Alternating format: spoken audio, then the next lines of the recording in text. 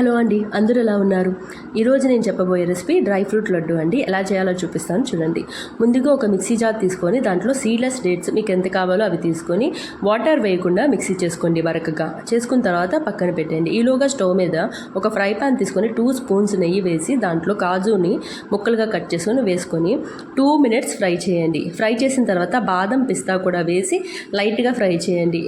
అవి బాగా ఫ్రై అవుతున్నాయి అనగా మనము లాస్ట్లో కోకోనట్ పౌడర్ కూడా వేసి మరి డీప్ ఫ్రై చేయకుండా వాటిని పక్కకి ఒక బౌల్లో తీసేయండి.